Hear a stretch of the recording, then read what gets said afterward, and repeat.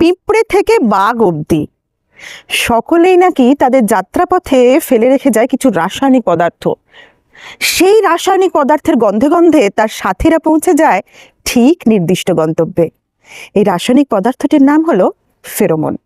আজ কথা বলবো বাণী বসুর লেখা একটি রহস্য রোমাঞ্চ, বিশেষ করে জঙ্গলমহলের নকশাল আন্দোলনের প্রেক্ষাপটে লেখা উপন্যাস ফেরোমনকে নিয়ে। নকশাল কারা?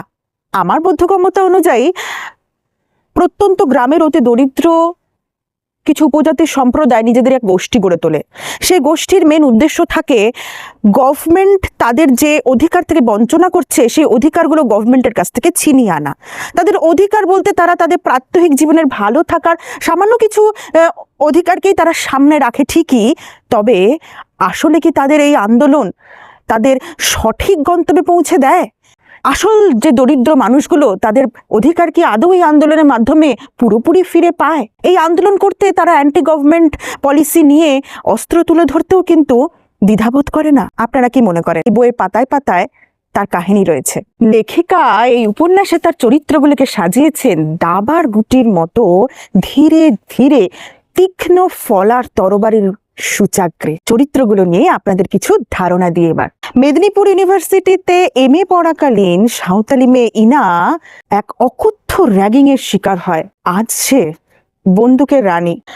সামান্য মশা মারার মতো এক চর কষিয়ে দিতে সে দ্বিধাবোধ করে না নকশাল দলপতি রঘুবীরের গালে। কি হয়েছিল তার সাথে?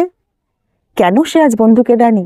গ্রামের অতি দরিদ্র সাধারণ বাড়ির ছেলে ফেলা।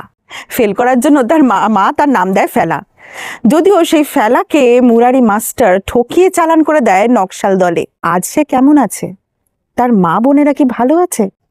দক্ষ ও সফল IPS অফিসার রজনীশ চতুর্বেদী, সে এসেছে ঝাড়গ্রামের ফরেস্ট বাংলোতে ট্রান্সফার নিয়ে ঝাড়গ্রামের পরিস্থিতি সামাল দিতে।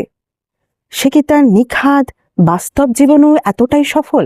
তার বন্ধু আবির রাহা, সে এসেছে তার বন্ধু রজনীশ চতুর্বেদীর ফরেস্ট বাংলোতে কিছুদিন ছুটি কাটাতে। আসলে কি তাই, নাকি তার ছুটি কাটানোর পিছনে লুকিয়ে রয়েছে এক বিরাট অভিসন্ধি? দিব্যা একটি সহজ সরল সাধারণ মেয়ে, দেখে মনে হয় তার মতো ফুলের মতো মেয়ে আর দুটি নেই। আসলে কি তার জীবনটি এতই সহজ সরল, এতই নিখাদ? এই সমস্ত প্রশ্নের উত্তর পেতে অবশ্যই পড়তে হবে বাণী বসুর লেখা ফেরোমন। এই ফেরোমন উপন্যাসটা দেশ পাবলিকেশন থেকে প্রকাশিত, দাম 150 টাকা। এই উপন্যাসটা রহস্য রোমাঞ্চে ভরা এক দারুণ বাস্তবতাকে বয়ে নিয়ে চলেছে তার পাতায় পাতায়।